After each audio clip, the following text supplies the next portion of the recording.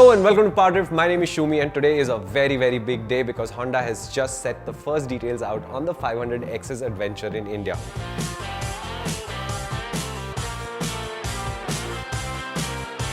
I already know that you want to know about the price and what just happened to the price, but we will come to that when it's time. But first, let's understand that I have ridden the 500X 2 times and both times it absolutely blew my mind. And I've said this before, I think there is no other motorcycle that Honda makes that's as impressive to ride as the 500X. Which should come as a surprise because Honda created the 500s to be simple motorcycles. So whether you take the R, which is the sport bike version, the F, which is the naked version, or the X, they're supposed to be simple, approachable motorcycles with not a lot of technology going on in there.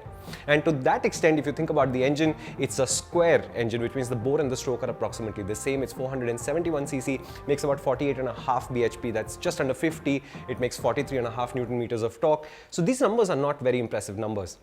But when you ride this motorcycle, you realize that the motorcycle has torque literally from idle and it seamlessly goes up to the red line with no sense of strain or effort, and that makes this such a special experience. And you should understand that this is the exact kind of motorcycle that I've begun to hate. Motorcycles that have no steps in power, no sense of character, and yet the 500X absolutely, totally impressed me.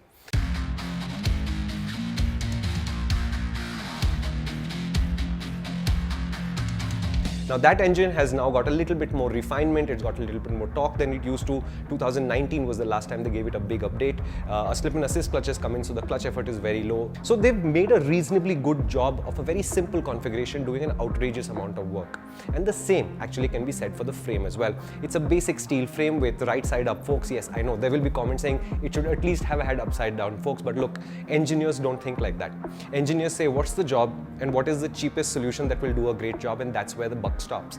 And I will tell you this, the 500X has absolutely amazing suspension. On the road, it's got that Honda stiffness to it, which initially says, this motorcycle is going to be a handful over the bumps, and then you can't find the bumps because the motorcycle's ironing them out so well. So you've got reasonable amount of travel in the front, you've got a reasonable amount of travel at the back. The front is completely non-adjustable, the rear has only preload. It's basic equipment, but when basic equipment works really well, it changes things.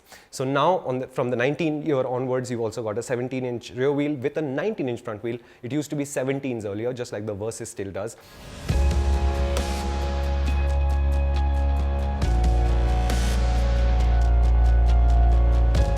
You've heard of the term telepathic, where you think about something that a motorcycle should do and it sort of starts doing it immediately. The 500X is telepathic into 2. It is just incredible to ride.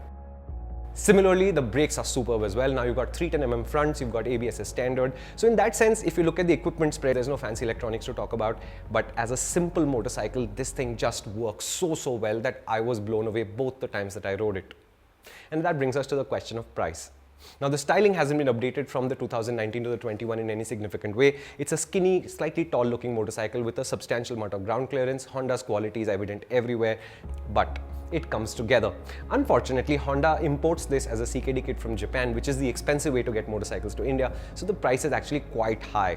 Now we were expecting this motorcycle to sit at 5.5 to 6 lakh rupees for it to be a slightly expensive but reasonable purchase, but the actual price Honda's told us today is 6.87 lakhs, which puts it actually head to head with the Versys. So the question is, why won't you just get a Versys? Now, well, there's 2 reasons for that. One, the Versys has a 17-inch front wheel, which means off-roading the Versys will be threatened or challenged, whereas the 500X will still do some amount of work, although Honda is very clear that the 500X has light off-road ability. It's not meant to go off-road.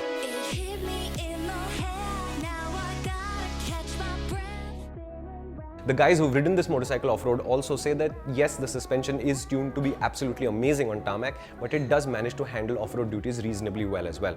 So you will not be shortchanged by it, although the price is high.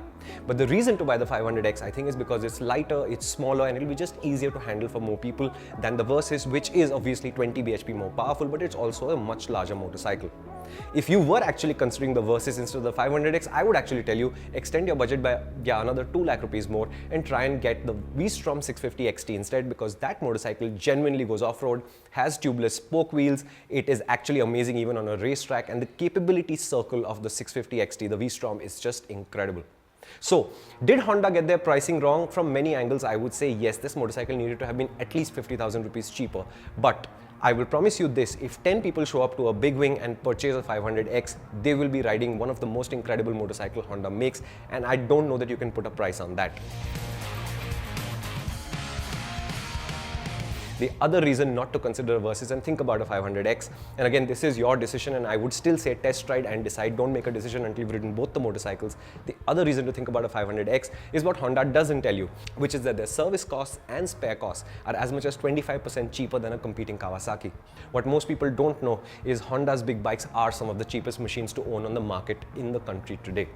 So that's what we know about the 500X. I promise you, get a test ride, because this motorcycle, for all its simplicity, is an absolutely brilliant motorcycle to ride. Don't miss an opportunity to at least do that and then decide whether you think you want to spend this money or not. But me, I'm so excited that a test bike is on the way to us. PowerDrift will obviously have a video on it. Watch out for it. And before I sign off, there is also the question of the Benelli TRK, which makes up roughly the same amount of power and is obviously cheaper than the 500X. I will just leave you with this thought: the Benelli is not this refined, the handling is not this good, the center of gravity is not this well managed, and that motorcycle is almost 35 kilos heavier. And at the end of the day, that will still be a Benelli, and this is a genuine 100% true blue Honda. Thank you so much for watching. My name is Shumi. Tell me what you think about this motorcycle in the comments. I know you will already be commenting on the price. Tell us what Honda could have done to make this price more palatable. Tell us what you think will be the actual competition and what will actually happen to this motorcycle, because bookings are open now. I would expect deliveries to start in the first week of April, and I think that's when some test ride motorcycles at big wing dealers should also be available. That's what we know about the 500X. Thank you so much for watching. If there's any other motorcycle you'd like us to talk about, please leave us a comment. We'll get to it straight away. And please don't forget, you have to subscribe to PowerDrift, because India's best automotive content is right here. And if you do hit the bell notification icon, we can find you.